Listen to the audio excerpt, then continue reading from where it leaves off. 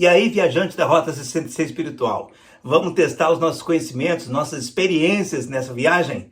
Vamos lá, responde aí.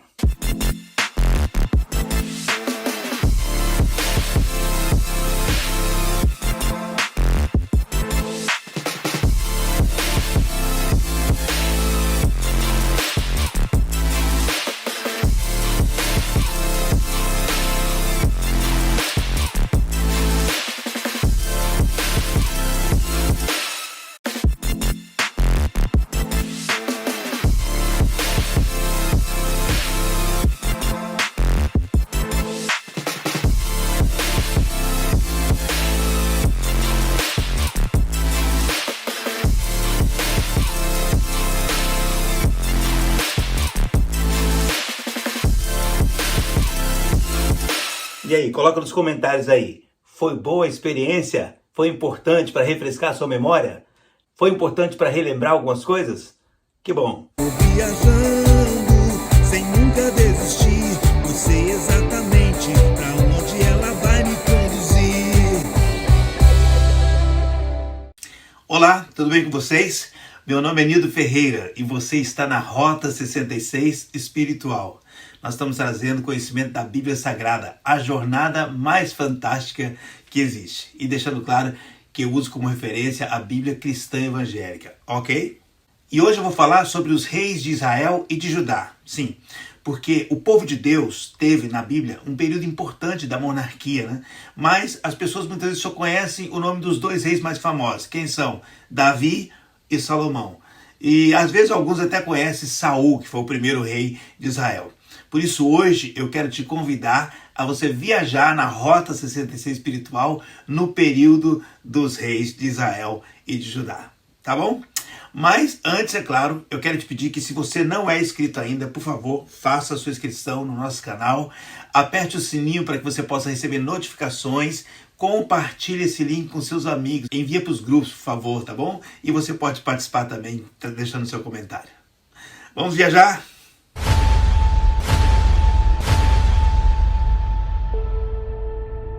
Bom, já de cara eu quero falar de um rei que geralmente não é listado na monarquia de Israel, né? O nome dele é Abimeleque. Ele era um dos filhos de Gideão, apesar que ele nunca morou com Gideão, ele morava com a mãe dele, na casa da mãe dele, né? E quando Gideão é aquele juiz, né? Quando Gideão morreu, ele se voltou contra os irmãos dele e ele matou 70 dos seus irmãos. Na verdade, só quem conseguiu escapar foi Jotão. E em seguida ele se autoproclamou rei com o apoio do clã dele, que era de Siquém, né? E o fato é que ele conseguiu de fato reinar durante 3 anos sobre boa parte de Israel.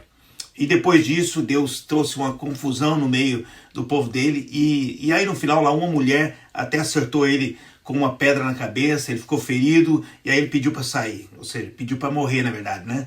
E aí um dos servos dele acabou fazendo esse serviço, acabou matando-o, né?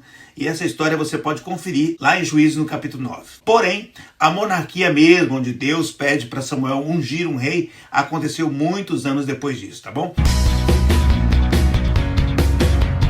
As tribos eles estavam olhando para outros povos e vendo reis, né? E eles pediram um rei, né? E Samuel, o grande sacerdote, o último juiz de Israel, ele ficou muito triste com aquela solicitação dos israelitas, né? Mas Deus diz para ele: esquenta não, Samuca, o povo não está rejeitando você, o povo está rejeitando a mim. E aí, o primeiro rei que Deus disse para Samuel ungir foi Saul, né? Era um jovem forte, valente, guerreiro, né? Da tribo de Benjamim. E Samuel então o ungiu. Quando ele foi chamado para ser coroado ou reconhecido, aclamado diante de Israel, querido, ele se escondeu atrás de umas bagagens. E isso talvez demonstra a sua incerteza, de fato, em assumir aquela posição tão grandiosa, né? E ao longo dos anos, Saul demonstrou a sua insegurança e, acima de tudo, ele revelou um espírito de submissão a Deus, querido. Sempre dando desculpas para os erros, pedindo para ser reconhecido diante dos homens. E isso acabou levando a ser rejeitado por Deus. Então, Samuel, direcionado por Deus, derramou o óleo sobre o rei Davi. Sobre Davi, né? Um jovem pastor de ovelhas que amava o seu rebanho, defendia aquele rebanho como ninguém, e ele sempre tinha confiança que Deus o ajudava a vencer, tanto o leão quanto o urso, qualquer outro animal que vinha contra o seu rebanho. E agora nós temos uma situação. Saul, que era o rei rejeitado por Deus, passou a vida dele batalhando contra Davi, que havia sido ungido para se tornar o rei de Israel um dia. O final dessa história é que Saul morreu numa batalha em Gilboa e Davi foi aclamado rei. Mas atenção, não foi por todo Israel não. No princípio, Davi só foi reconhecido rei em Hebrom, onde ele reinou por 7 anos. Enquanto isso, um comandante de Israel, ele fez com que Isbosete, que era filho de Saul, assumisse a liderança de Israel como rei. E isso perdurou por um tempo, cerca de 2, 3 anos. Mas aí tinha uma facção em Israel e eles acabaram reconhecendo Davi como rei. E então, depois de um período de guerra entre eles, finalmente, Davi se tornou o rei de Israel e de Judá. E aí esse período durou 33 anos. Davi era amado pelo povo e amava muito a Deus. Ele organizou o exército, ele conquistou a cidade de Jebus e a tornou Jerusalém, a capital de Israel. Davi trouxe para Jerusalém a Arca da Aliança, há 20 anos esquecida por Saul na casa de Abinadab. Ele levantou um tabernáculo, querido, onde eles adoravam a Deus 24 horas por dia. Foi um tempo maravilhoso de adoração a Deus. Davi, a Bíblia diz que ele foi um homem segundo o coração de Deus. E é claro, apesar de ele ter cometido adultério, ter conspirado para a morte do esposo traído, o Urias, que era um forte soldado, um bravo soldado, quando ele foi confrontado de fato por Natã, o profeta, ele se arrependeu, querido. E Davi foi um homem que não perdeu batalhas, ele foi o grande rei de Israel, ele é o grande nome, Jesus era chamado o filho de Davi, Israel, ele tem na bandeira a estrela de Davi, a homenagem a Davi, Então, com certeza, esse nome vai ecoar por toda a história de Israel e continua ecoando entre nós. Davi foi o grande rei.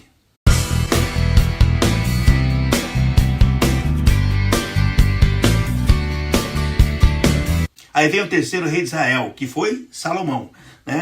Salomão foi um homem que de fato também tem uma história muito forte. Ele amava a Deus, ele andava nos caminhos de Deus.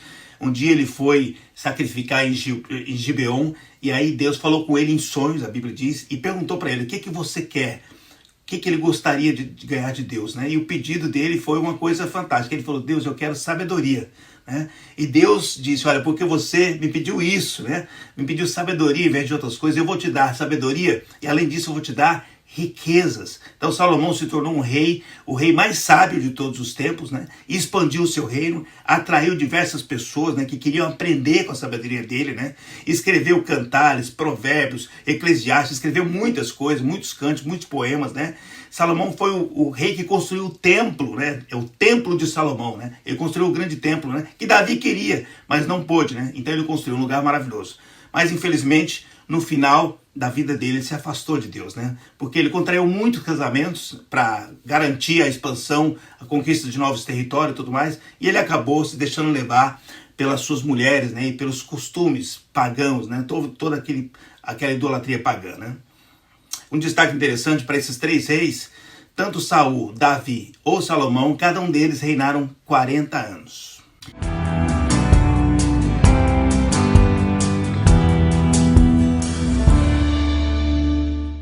Vamos para o quarto rei de Israel, foi Roboão. Ele era filho de Salomão e ele herdou um trono com problemas financeiros, Porque Salomão tinha muitos gastos, com o palácio, que era enorme, e tinha muito imposto e tudo mais, e o povo reclamou.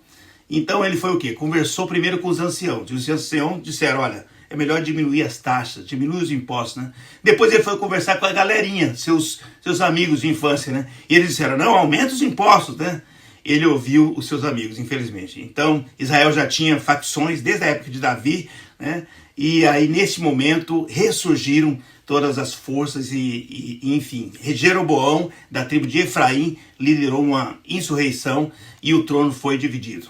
Agora haveria o reino do norte, comandado por Jeroboão, e o reino do sul, comandado por Roboão. 2 fatos interessantes aqui. Primeiro, no reino do sul, ficaram apenas as tribos de Judá e de Benjamim. E olha que coisa, ironicamente, Benjamim era a tribo de Saul, o primeiro rei ungido, e Judá era a tribo de Davi, o segundo rei ungido.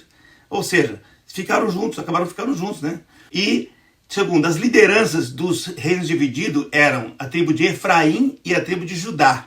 Respectivamente, querido, as tribos de Josué e Caleb, que alguns séculos atrás estavam unidos na mesma visão, na visão correta da Terra Prometida. Isso é uma coisa interessante para a gente aprender, né?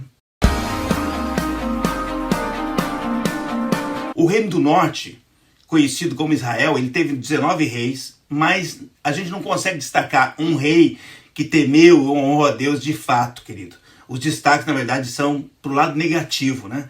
A maioria deles, a grande parte deles, eles foram reis que foram maus, né? E que se dobraram à idolatria pagã, etc e tal, né?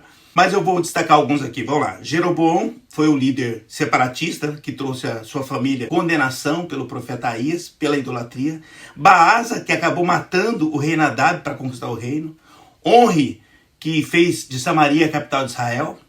Acabe, que quase acabou, de fato, com a espiritualidade de Israel, porque ele casou com uma rainha endemoniada lá, Jezabel, né? E Oséias, que foi o nome do último rei do Reino do Norte.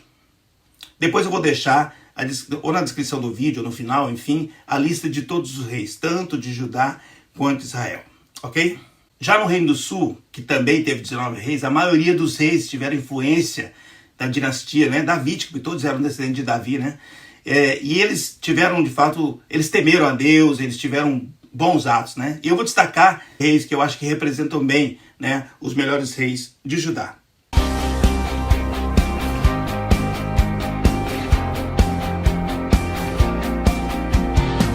O primeiro deles é Asa, um rei que procurou restaurar o culto a Deus, destruiu muitos altares de cultos pagãos. Diante de uma guerra que ele travou com os etíopes, liderado por Zera, ele colocou a sua confiança em Deus, né? E isso deu a ele a vitória, né? Infelizmente, nos últimos anos da vida dele, ele esfriou um pouco na fé em Deus, né? Ele colocou a confiança dele em homens. Mas, no geral, a vida dele foi uma vida de um homem que buscou andar na presença de Deus. O segundo rei é Josafá, filho de Asa, e foi um rei que reinou durante 21 anos. O reinado dele foi próspero, inclusive os filisteus e os árabes traziam ofertas a ele. A Bíblia diz que ele andou nos primeiros caminhos do seu pai, ou seja, nos caminhos bons do seu pai, né? Ele se esforçou muito, querido, em ensinar o povo sobre os valores de Deus, né? No livro de Crônicas disse que ele enviou príncipes e levitas a várias cidades e que levavam o livro da lei para ensinar as pessoas. Olha que coisa tremenda, né? Josafá, ele acabou fazendo aliança com Israel, no casamento do filho dele, Jorão, com Atalia, filha de Acabe e Jezabel, que eram terríveis, né? Mas Josafá, ele manteve-se fiel a Deus, no geral. Vou destacar de Josafá um momento em que uma grande multidão de inimigos vinha contra ele, querido. E ele temeu, mas ele fez a coisa certa. Ele convocou o povo para orar, buscar a Deus, né? E aí no momento ele diz algo para Deus que a gente usa hoje nas nossas palavras, né? Que é tremendo demais. Ele diz: eu não tenho forças contra essa multidão e eu não sei o que fazer, mas os meus olhos estão postos em ti. Uau, meu Deus, que atitude de dependência, né? E Deus acabou honrando ele nessa situação e trouxe vitória a Judá. Então, no geral, Josafá foi um rei aprovado por Deus.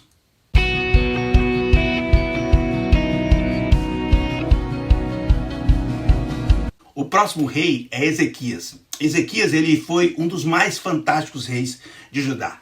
Ele foi rei por 29 anos e o seu nome significa Javé é força, ou Jeová é força, né? Em Reis, o escritor diz que não houve outro rei como ele, nem antes nem depois, por causa da sua confiança em Deus, né? Ezequias, ele teve a compreensão de que a queda do Reino do Norte, levado cativo pelos assírios, tinha relação com a desobediência a Deus. Então o que ele fez? Quando ele assumiu o trono, ele começou a promover uma grande reforma em Judá. E como o rei Asa, ele tirou a idolatria do meio do povo. Inclusive ele fez algo que muito importante, né? Ele despedaçou a serpente de bronze que Moisés tinha levantado lá no deserto, né? Por quê? Porque o povo tinha mudado totalmente o propósito inicial dela e agora eles queimavam ela incenso, chamavam de Neustã, quer dizer, era um ídolo para eles, né? Então ele despedaçou aquela serpente, né? Ele reabriu o templo e ele purificou o templo, né? E ele fez com que os sacerdotes e os levitas reestabelecessem o serviço segundo as prescrições da lei, né? O serviço de louvor deveria ser como no tempo de Davi. Ele fez uma grande celebração da Páscoa, maravilhosa, que durou 7 dias, enfim, foi um tempo tão maravilhoso, né? Tudo estava tão maravilhoso que eles continuaram celebrando, né? Quer dizer, foi a maior Páscoa desde o tempo de Salomão. Em outro momento, quando Senaqueribe ele concentrou forças para subjugar Judá, ele enviou o seu capitão Rabsaque com um grande exército e com uma carta. Então nós temos uma passagem tremenda também que nós usamos sempre, que é quando Ezequias pega essa carta e leva no altar de Deus e coloca tudo diante de Deus, tudo que está acontecendo, dependência de Deus, né? E então Deus envia o profeta Isaías, né, que traz a resposta divina, né? E Senaqueribe sofreria por desafiar a Deus. O resultado foi que 185 mil soldados assírios foram mortos e acabou que os assírios voltaram para casa, né, não atacaram Judá. Quero destacar então outro momento ainda em que o profeta Isaías foi visitar Ezequias, que estava muito doente. E o recado de Deus foi: põe tua casa em ordem, porque você vai morrer. Meu Deus, que coisa, né? E era uma palavra de Deus, você vai morrer, né? Mas logo que Isaías saiu, Ezequias vira para a parede, começa a orar, começa a chorar. E ele faz uma coisa, querido, que é diferente de todas as outras. Ele não pede misericórdia, graça. Não. Ele fala: Senhor, eu peço que o Senhor se lembre de como eu andei. Olha que coisa, lembra-te, Senhor, de como eu andei, né? E não é que Deus se lembrou mesmo, né? Ah, glória a Deus, né? Isaías voltou e disse: Deus te deu mais 15 anos de vida. Que coisa tremenda e maravilhosa. Mas o tempo passou e ele acabou cometendo erros, né? Ele mostrou os tesouros aos babilônicos, né? E então, novamente, ele recebe a visita de Isaías, né? Isaías diz para ele que futuramente os babilônicos levariam os tesouros de Jerusalém e até mesmo alguns dos filhos do rei, o que de fato aconteceu, né? Ele não conseguiu se manter grato a vida inteira, que nos últimos anos da vida dele, ele diminuiu um pouco a sua marcha, né? Mas no geral, ele foi um grande rei mesmo. Viajando, sem nunca desistir, eu sei exatamente pra onde ela vai me conduzir. E o último rei que eu quero destacar é Josias. Ah, Josias. Josias significa o Senhor o sustenta. Ele foi rei de Judá por cerca de 31 anos, querido. E é engraçado, ele tinha um avô que era muito perverso, Manassés. Manassés perseguiu as pessoas, né? Ele reprimiu a religião em Judá, enfim. E depois ele teve um pai, Amon, que governou só por 2 anos, mas deu continuidade às práticas malignas do avô dele, né? Então, ambos eram terríveis, né? Manassés e Amon, né? Ele chegou ao trono com 8 anos de idade e a Bíblia diz que ele não era como Manassés ou Amon. Ele era igual a Davi. Por quê? Porque ele fez o que era reto aos olhos do Senhor e andou em todo o caminho de Davi, seu pai. Olha que coisa. A referência dele foi Davi, não foi nem seu avô e nem o seu pai, né? E a Bíblia diz que ele não apartou nem para a direita nem para a esquerda. E Crônicas vai além e explica que ele começou a buscar a Deus, ao Deus de Davi, o seu pai. Que coisa. Quando ele tinha 16 anos de idade, ele erradicou completamente o paganismo. E quando ele tinha 26 anos, ele começou a reformar o templo. E durante os reparos do templo, eles encontraram o livro da lei, apresentaram a ele. E depois dele ler o texto, Josias ficou, uau, ele quer uma palavra de Deus para isso. E ele enviou mensageiros para profetizar Uda, e ela informou que Deus amaldiçoaria Judá com todas as maldições do livro, por causa do pecado de idolatria. Mas pouparia a nação durante o tempo de vida do rei. Olha que coisa, agora você vai entender. O que é impressionante, apesar de a maldição não atingir o tempo dele, Josias buscou trazer conserto. Ele trouxe conserto a Judá. Ele continuou as reformas com mais afinco ainda, né? Ele leu a lei para todo o povo de Judá e todos renovaram a aliança com Deus. Quer dizer, Josias trouxe um momento fantástico, tremendo de avivamento do povo, mesmo que a maldição não atingiria ele. Ele olhou para o futuro, né? O povo se reuniu em Jerusalém, com os sacerdotes, com levitas, né? A lei foi lida publicamente, né? O povo se comprometeu a renovar a aliança, renovar o compromisso de fidelidade, de aliança com Deus, né? Ele decretou a celebração da Páscoa. Lembra de Ezequias? Agora ele decreta também a celebração da Páscoa, né? E ele e os seus oficiais contribuíram de tal forma para a Páscoa que quase dobrou o número de recursos utilizados na Páscoa do rei Ezequias. Aí ele colocou a Arca da Aliança também no templo, e é por isso que Josias é visto como um rei similar, tanto a Ezequias como a Davi. Mas apesar de todos os seus esforços, ele acabou falecendo na guerra, né? Infelizmente, né? Quando o faraó Neco ele estava atravessando Canaã a caminho para lutar ao lado da Síria, né? Contra a Babilônia, Josias interceptou ele em Egito. E a Bíblia diz que o faraó advertiu que aquela interferência resultaria em juízo de Deus contra ele. A gente não sabe por que, qual a razão, né? Mas infelizmente ele recusou a dar ouvidos ao faraó. Ele entrou na batalha disfarçado como o rei Acabe tinha entrado há tempos atrás, né? Mas ainda assim ele foi atingido e ele morreu em Jerusalém.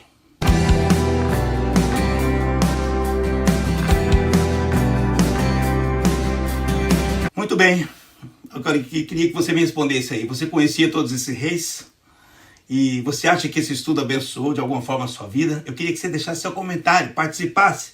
Deixa algo bacana pra gente. Acho que é importante você participar. Aí sempre acesse o link, que tem sempre alguma coisa bacana para você.